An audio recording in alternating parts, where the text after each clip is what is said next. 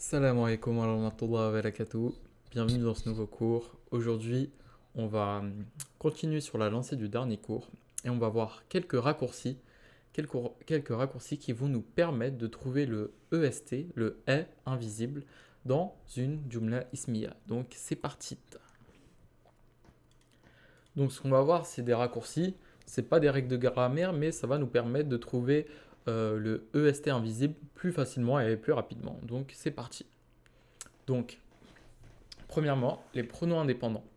Donc, quand vous voyez un pronom indépendant, donc ceux parmi cette liste, donc on va les répéter pour se les remémoriser. Huwa huma hum, hiya huma hunna, anta antuma antum, anti antuma antunna, ana narnu.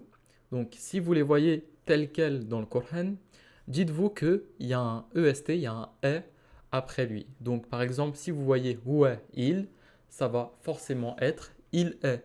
Si vous voyez elle, par exemple, unna, si vous voyez elle dans le Coran, comme ça, unna, il y aura forcément le EST, donc là ça sera au pluriel, donc il y aura forcément, ça se traduira forcément elles sont. Donc voilà.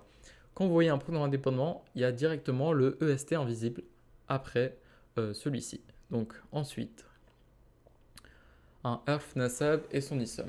Donc quand vous voyez un harf nasab, donc un harf nasab c'est quoi? C'est inna, anna, anna, kanna, bianna, laita, lakinna, la'alla. Donc quand vous voyez un de ces harfs avec son ism connecté, après le harf et son ism, après eux, il y a un EST invisible. Donc par exemple, inna linsana la fi usrin, qu'on a vu hier dans Surat al-Asr.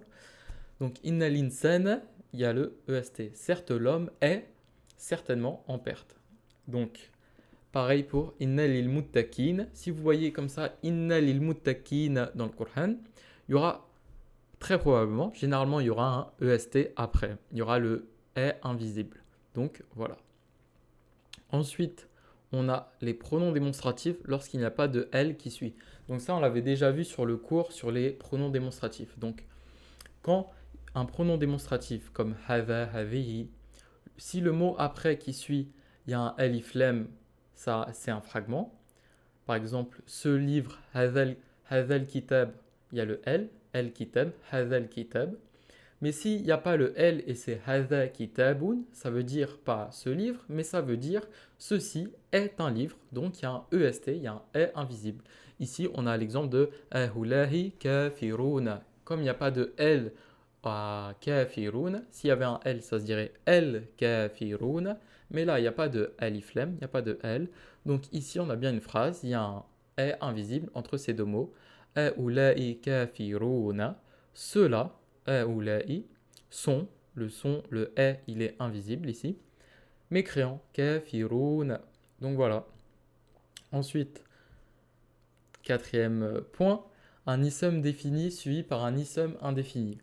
Donc quand vous avez un ism qui est défini et qu'il est suivi par un ism qui est indéfini, il y a le EST entre les deux, il y a le est invisible entre les deux. Donc là on a l'exemple de Wallahu wasi'un.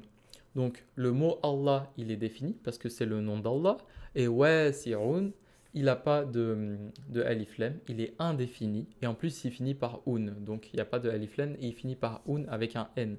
Sachant que quand il y a le L, on ne met pas de nun à la fin. Par exemple, muslimoun, el muslimu. On enlève le n. Donc là, on sait bien que wasi'un, il est indéfini. Donc on a bien un mot qui est défini et un mot indéfini qui le suit. Donc entre les deux, il y a le verbe être, il y a le EST. Donc ici, on a la traduction et Allah est vaste. Wallahu wasi'un. Donc voilà. Maintenant, cinquième point. La cassure dans la chaîne, ça on l'a déjà vu dans le dernier cours. Quand vous avez deux mots dans une Jumla Ismiya qui se connectent pas par l'un des cinq fragments. Les cinq fragments, on va les répéter. Les arf nasab, arf jar, mudaf mudafilay, mawsouf sifa et pronom. S'ils ne se connectent pas de une de ces cinq manières différentes, alors il y a un est entre les deux. Par exemple, alhamdu lillahi. Alhamdu ne se connecte pas avec lillahi. Hamdu ne se connecte pas avec li ni avec Allah. Donc voilà. Et inna linsana, inna l'insana, là j'ai oublié, la fi usrin, usrin.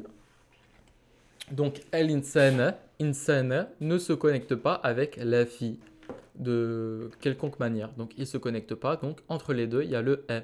Alors que la fi rusrin, ces deux mots se connectent. Et inna, inna l'insana, ces deux mots se connectent. Ça, c'est un harf nasab et son ism. Et là, c'est un harf jar et son ism.